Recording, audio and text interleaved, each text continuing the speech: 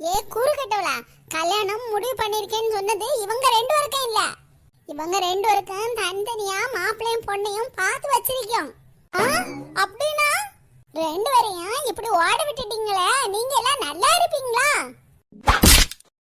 ஏ ஆத்தாடி, ரெண்டு பாட்டிங்களை எங்களை அடிச்சு கொல்றாங்களே. பாட்டியோ, எனக்கு இதுக்கு எந்த சம்மந்தமும் கிடையாது, நான் வீட்டுக்கு போறேன். அடி பாவி, இப்படி ஒத்தையில விட்டுட்டு போறாளே என்ன, என் கழுத்தை கூட திருப்ப முடியலையே. எம்மா ஐயா, ரெண்டு பேரும் என்ன போட்டு அடிச்சு கொல்லுறாங்களே. எவ்வளவு திமிரு இருக்கண்டி உனக்கு? ஏ பாட்டியோ, என்ன மட்டும் ஏசாதீங்க, என்ன மட்டும் இப்படி தூக்கி போட்டு அடிச்சிட்டு இருக்கீங்க. கூடவே என் ஃப்ரெண்ட் ஒருத்தி நின்னா இல்ல, அவதான் அவங்க ரெண்டு பேருக்கும் நல்ல வார்த்தை சொல்லி வழி அனுப்பி விட்டா. அவளை விட்டுறாதீங்க. ஏக்கா, என்ன இப்படி மாட்டி விடாதீங்க. ஏ பாட்டியோ, உங்க பின்னாடி நிக்க பாருங்க. அவளை முதல்ல பிடிச்சி 4 மிதிய கொடுங்க, எனக்கு தந்த போல. வாய் மூடிட்டி, தேவையில்லாத வேலையும் பார்த்துட்டு உன் இஷ்டத்துக்கு பேசிட்டு இருக்க. நான் என் இஷ்டத்துக்கு பேசல பாட்டியோ. உங்ககிட்ட நான் அடி வாங்குறேன்ல, எனக்கு தர அடியில ஷேர் பண்ணி அவளுக்கு ஒரு 4 அடி கொடுங்க. பாட்டியோ, பின்னாடி திரும்பி பாருங்க, இல்லைனாவா ஒரே ஓட்டம் எடுத்துருவா இப்ப வீட்டுக்கு. பாட்டியோ, எனக்கு இதுக்கு எந்த சம்மதமும் இல்ல. என்னடி, என்ன இந்த பக்கமே நின்னுட்டு இருக்க? அவளேதான். பாட்டியோ, எனக்கு எதுவும் தெரியாது பாட்டியோ. என்ன மாட்ட விட்டுட்டு அவ தப்பிச்சு ஓடக்குதான் ஐடியா போடியா. நீங்க அந்த அக்கா சொல்றதெல்லாம் நம்பாதீங்க. என்னடி, ரெண்டு பேரும் மாத்தி மாத்தி விளையாட்டு காட்டிட்டு இருக்கீங்க. எங்க வீட்டு பிள்ளை ரெண்டு பேரையும் ஓட விட்டுட்டு உங்ககிட்ட திமிரெட்டு தான் பேசிட்டு இருக்கீங்க. பாட்டியோ, நாங்க ரெண்டு பேரும் அவங்கள ஓட விட்டுட்டேன்னு எங்களையே குத்தம் சொல்லிட்டு இருக்கீங்களே. ஆனா ஓடி போறவங்க இல்ல, அவங்க ரெண்டு பேரையும் ஓடி போய் பிடிக்க வேண்டியதானே. அட ஆமா, இந்த பிள்ளை சொல்றதும் சரிதானே. ஆமா, இவங்கள போட்டு அடிச்சு மிதிச்சிட்டு கிடைக்கும். அவங்க ரெண்டு பேரும் அவ பாட்டு இஷ்டத்துக்கு ஓடி போறாங்களே, அவங்க ரெண்டு பேரும் விரட்டி பிடிக்க வேண்டாமா நாம? ஆமாட்டி, நாம அவ ரெண்டு பேரும் முதல்ல விரட்டி பிடிப்போம் வா. ஐயோ அப்பா எம்மா, இப்படி கண்ணு மூக்கு தெரியாம அடிச்சு போட்டு போறாங்களே. ஏக்கா ஏக்கா, உயிரோட தான் இருக்கீங்களா, இல்லன்னா ஒரேடி மேல போயிட்டீங்களா? பாத்தியம்மா மேனாமைக்கு நல்லது 4 பண்ணா ஊர்ல இருக்க எல்லாரும் இப்படிதான் கேட்கதான் செய்வாங்க. உயிரோட இருக்கியா இல்லன்னா போய் சேர்ந்துட்டியான்னு. நம்ம ஒரு நல்ல விஷயம் செஞ்சாலே நம்ம மேல 1000 கண் டெஸ்ட் இல்ல படுது. சத்து கொஞ்ச நேரம் இதுல உட்காருவோம், எது எப்படியோ. நம்ம இன்னைக்கு ஒரு புண்ணியம் தானே பண்ணிருக்கோம். மிதியம் வாங்கினாலும் ஒரு நல்ல ஜோடியை நம்ம சேர்த்து தானே வச்சிருக்கோம். நமக்கு புண்ணியம் ஒண்ணு சேரதான் செய்யும். மேனகா வரட்டும், திமிரு பிடிச்சவா நம்மள மாட்டி விட்டுட்டு பாட்டுக்கு தப்பிச்சு ஓடலன்ல பாத்துட்டு இருந்தீங்க. அதுவும் அந்த பாட்டி கிட்ட நம்மள பத்தி போட்டோ கொடுக்கல செய்தா. ஆஹா, நாம இங்க நிக்கிறது தெரியாமலே இந்த சுபத்ராக்கா பத்தி பேசிட்டு இருக்காங்க. இங்க நிக்கிறது சுபத்ராக்காக்கு தெரிஞ்சு 8 அடி என்ன மிதிச்சு போட்டுருவாங்க. சாம வீட்டு பக்கம் போய் சேருவோம். எம்மா, யாருக்கெல்லாம் பயப்பட வேண்டியதா இருக்கு. கல்யாண செலவை மிச்சப்படுத்திருக்கேன், அதுவும் இந்த பாட்டிகளுக்கு என் மேல ஒரு அபிப்பிராயம் இல்லையா? ஓ, இதுக்கு தான் நல்லதுக்கே காலம் கிடையாதுன்னு சொல்லுவாங்களோ.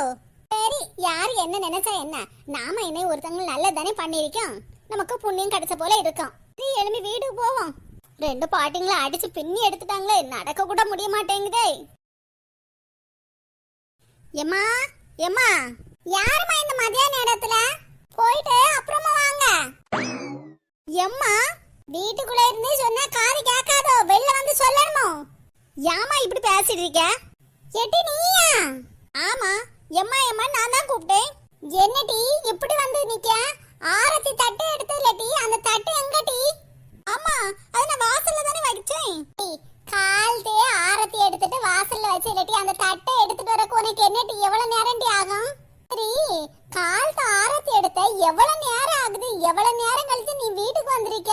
போனவ ஒரேடியா போக வேண்டியதானே, எதுக்கு இங்க வந்திருக்க? மணி எத்தனை பாரு, உச்சைக்கு வந்திருக்க சுவாரத்தின அளவுக்கு. ஏமா, அது வந்து சில பல சந்தர்ப்ப சூழ்நிலைமா அப்படி அமைஞ்சிட்டமா. ஆமாட்டி, உனக்கு மட்டும் தான் வருமா சந்தர்ப்ப சூழ்நிலை? பச்சை பிள்ளை இருக்க வீட்டுக்கு நான் அப்படியே என்னது ஆரத்தி தட்டை கொட்டிட்டு அப்படியே உள்ள கொண்டு வர முடியுமா? அதான் முன்னாடி வாசல்ல வச்சுட்டு போனேன். சரிம்மா, அதெல்லாம் இருக்கட்டும், முதல்ல நீ போய் சாப்பாடு போட்டு கொண்டு வரமா, நல்ல வயிறு பசிக்குது. நீ என்னதோ சொன்னியே, ஏதோ நான் பெரிய பொறுப்பாளியா மாறிட்டேன் பருப்பாளியா மாறிட்டேன்னு. எனக்கு கொஞ்சமாவது பொறுப்பு இருக்கட்டி. ஏமா, பொறுப்பா இருக்கனால தானே எனக்கு வயிறு பசிச்சதான் மதியானம் டார்னு 1 மணிக்கு வீட்டுல வந்து நிக்கேன். கூறு கட்டவா, கொஞ்சமாவது உனக்கு அறிவு இருக்கட்டி.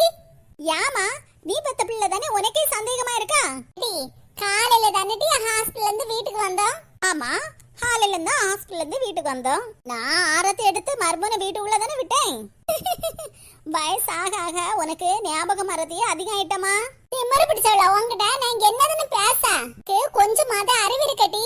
வீட்டுல வயசான அம்மா இருக்கா, பிள்ளை பத்தவா இருக்கா, நாம தான் மாடா வீட்டு வேலையெல்லாம் செஞ்சு எடுத்து உங்களுக்கு சாப்பாடு கொடுக்கணுமேனு உனக்கு கொஞ்சமாத அறிவு இருக்கட்டி. கரெக்டா 1 மணிக்கு வந்து வயிறு பசிக்குது சோறு போட்டுன்னு சொல்லியா? வயிறு பசிக்குதுன்னு சோறு கேக்குதியே, இங்க பொங்கி எடுத்துட்டா போறேன். எம்மா என்னடி ஏதோ சந்தர்ப்ப சூழ்நிலைன்னு சொன்னேன்ல, போனவா ஒரேடியா போக வேண்டியதானே? உனக்கு ஃப்ரெண்ட் ஒருத்தி உண்டுல சுபத்ரா, அவ கூட தானே எல்லா வீட்லயும் யார் இறங்கி தின்னிட்டு வருவா, அத போல தின்னிட்டு வர வேண்டியதானே இன்னைக்கு. எம்மா உன் மோளை பார்த்தாமா இந்த வார்த்தையெல்லாம் சொல்ற? ஆமாட்டி, மோளா இருக்க போய் தான் வாயில சொல்லிட்டு இருக்கேன். இன்னும் வேற எவ்வளவு இருந்தா வச்சுக்க ஆரியலால சாத்தி இருப்பேன். நான் எதுக்குமா எல்லா வீட்லயும் யார் இறங்கி போய் வாங்கி சாப்பிடணும்? அதான் பூவாத்தா பாட்டி கொண்டு வந்தாங்கல்ல 2 வாழை நிறைய பாடு. ஏன் பாத்துட்டியா? ஆமா, அதையெல்லாம் நான் பார்க்காம விடுவானா?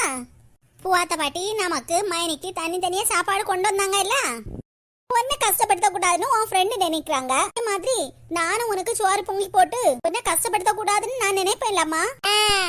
இப்படி நல்ல வக்கனே பேசக்கு மட்டும் உனக்கு தெரியுதுட்டி. ஒரு நாளாது ஏமா உட்காரமா, உனக்கு பிடிச்ச சாப்பாடு நான் செஞ்சு தாரேன்னு என்னைக்காவது சொல்லிருக்கேட்டி. உன் மைனிக்காரி இப்பதான் பிள்ளை பெற்றிருக்கா, அவளுக்கு என்ன வாங்கணும், எதை செஞ்சு கொடுக்கணும், கொஞ்சமாவது என்கிட்ட நீ கேட்டியட்டி. கேட்டு செஞ்சு கொடுக்கணும் இல்லாட்டி அவளுக்கு. எம்மா அந்த விஷ பரீட்சையில எனக்கு வேண்டாமா, எப்படி இருந்தாலும் நான் ஃபெயில் தான் ஆகுவேன். இந்த பேட்சுக்கு ஒன்னும் குறைச்சல் இல்ல. ஏம்மா நீ சாப்பிட்டல, உனக்கு வயிறு பசிக்குன்னு நினைக்கேன். பசியில தான் நீ இப்படி பேசிட்டு இருக்க. போமா, உனக்கும் ஒரு தட்டுல சாப்பாடு போட்டுட்டு எனக்கும் ஒரு தட்டுல சாப்பாடு போட்டு கொண்டு வா, நம்ம 2 பேரும் ஒண்ணா உட்காந்து சாப்பிடுவோம். சரியாமா? திமிரு பிடிச்சவளா இப்படியே பேசிட்டு இருக்காத. சுவாரு சுவாருன்னு உன் சம்பந்திகாரி என் மருமலையும் பேரனையும் பார்க்க வந்திருக்காங்க. ஏன் சம்பந்திகாரி மல்லிகா ஏன் மைனிகாரியும் பிள்ளையும் பார்க்க வந்திருக்காளா? ஆமாடி, வீட்டுக்கு யாரு வாரா போறான்னு உனக்கு தெரியவட்டி செய்து. வீட்டுல இருந்தா தானே உனக்கு தெரியும், ஊரு சுத்திட்டுல இருக்க. வீட்டு யாரு சாப்பாடு கொண்டு வரா, என்னென்ன சாப்பாடு கொண்டு வராங்க, அது மட்டும் உனக்கு நல்லா தெரியும் பாத்தியா? அம்மா எனக்கு என்ன தேவையோ அதுல தானே நான் இன்ட்ரெஸ்ட் காட்ட முடியும். சின்ன பொண்ணக்கா, இவ்வளவு நேரம் வீடே நல்ல அமைதியா இருந்து இப்ப கொஞ்ச நேரத்துல வீடே சத்தமும் கலவரமா இல்ல இருக்கு.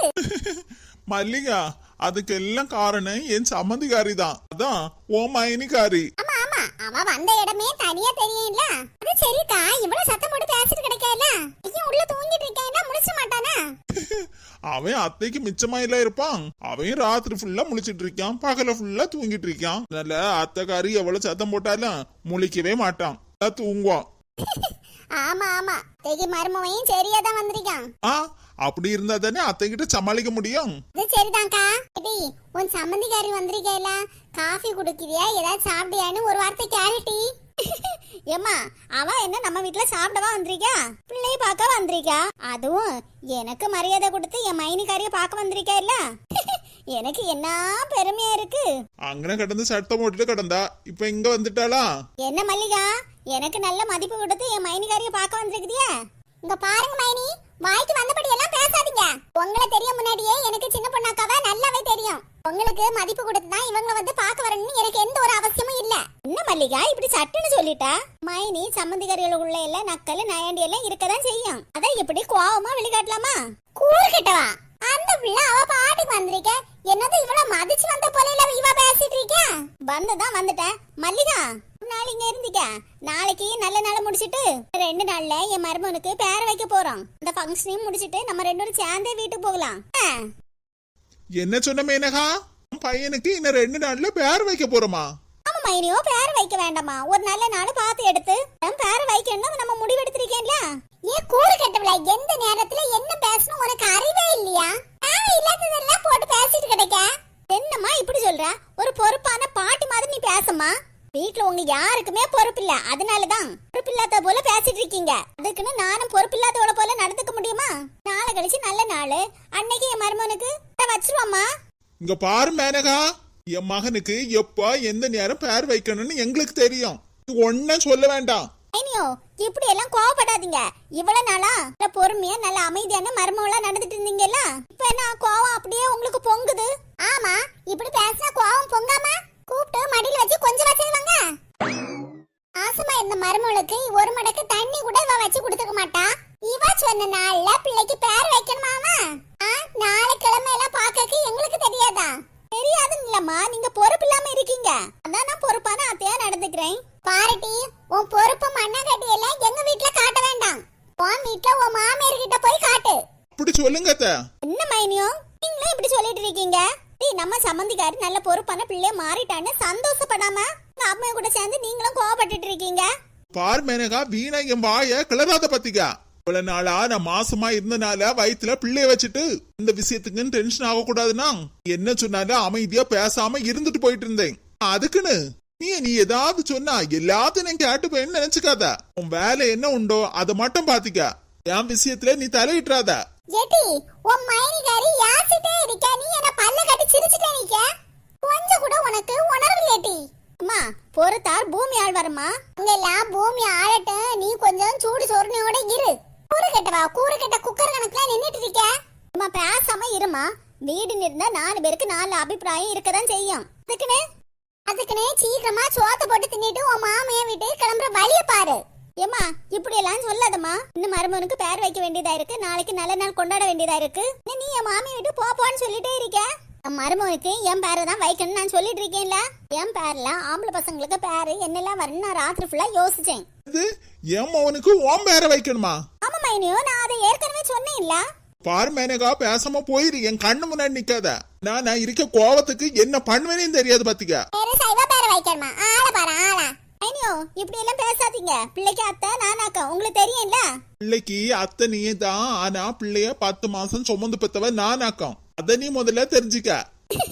என்ன மைனியோ, இது கூட எனக்கு தெரியாமல இருக்கு. இங்க பாரு, உங்ககிட்ட சண்டை போட்டுட்டு எனக்கு டென்ஷன் ஆகணும்னு எந்த ஒரு அவசியமும் இல்ல. என் பிள்ளைய நல்லபடியா பாத்துக்கணும்னு கடமை எனக்கு இருக்கு.